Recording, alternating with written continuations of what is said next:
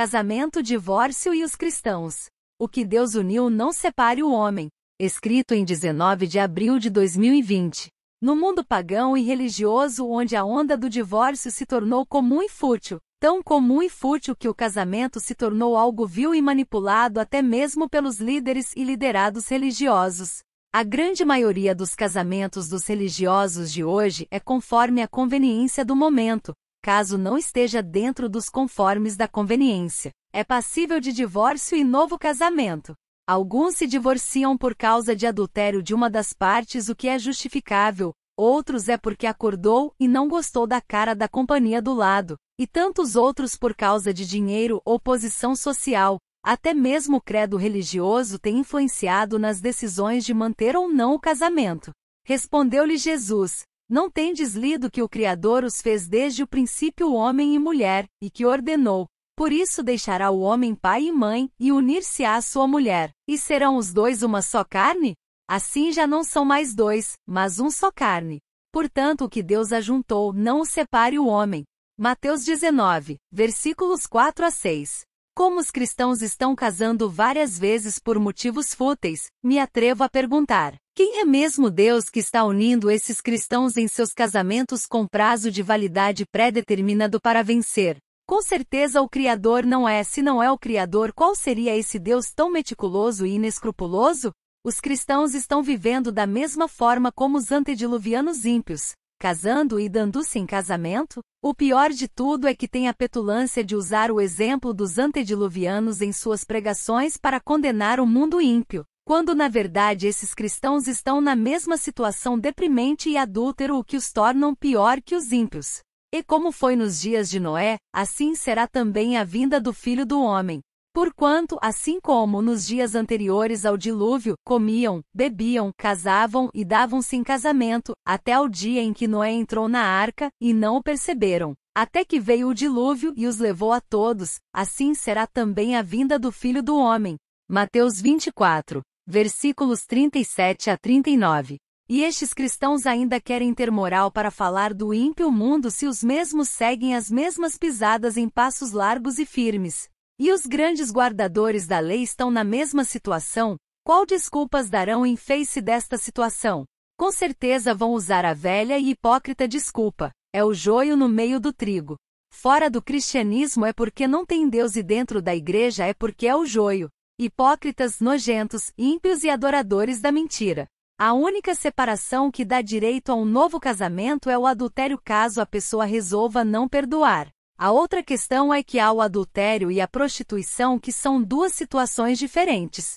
Adultério, relações sexuais sem compromisso matrimonial dentro dos quesitos bíblicos e jamais da religião. Prostituição, relações sexuais com o intuito de tirar alguma vantagem financeira ou de bens materiais. Adultério e prostituição não é a mesma situação.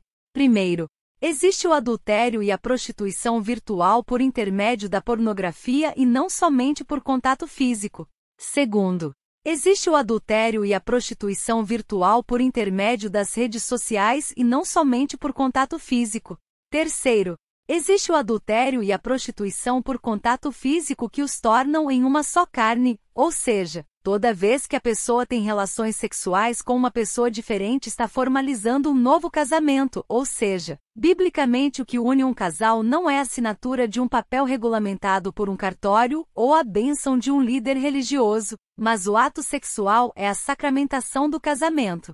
Se a pessoa não consuma o ato sexual quando casa, é porque nunca houve um casamento de verdade. Neste caso, nem precisa de divórcio para um novo casamento dentro das regras bíblicas, pelas leis humanas sim.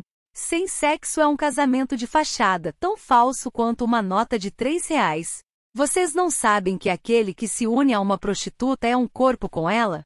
Pois como está escrito, os dois serão uma só carne. E Coríntios 6, versículo 16. Quarto, as duas formas de infidelidade física ou virtual é tão nocivas quanto a de contato físico. Alguns casais preferem perdoar o que não está errado, outros preferem a separação, o que também não está errado. No caso de perdão, não é a mesma coisa de confiança. Perdão é cancelar a dívida do erro e a confiança uma vez perdida é algo a ser reconquistada com o tempo o que será realizado pelas novas atitudes que o errado fará. Não confundir perdão com confiança. Se o perdoador não voltar a confiar de imediato não significa que não houve perdão. Nem Deus confia em seus anjos, isso mostra a dificuldade do ser humano em voltar a confiar em quem o traiu, é um passo diário de cada vez até as coisas voltarem ao normal. Há casos que levam meses e outros anos, o importante não é cobrar o que foi perdido, mas reconquistar. Deus não confia nem nos anjos. Aos olhos dele nem mesmo os céus são puros. Jó 15, versículo 15. Não importa o quanto você cante bem e tenha talentos, sem arrependimento dos pecados sexuais que você cometeu no passado, Deus não recebe a sua bela música e sua bela adoração. Mas ele recebe a adoração daquela pessoa que está lá na cadeira ou banco, que não sabe nada da sua vida, que tem um coração arrependido dos próprios pecados e que tem renunciado a tudo por ele. Sara Shiva.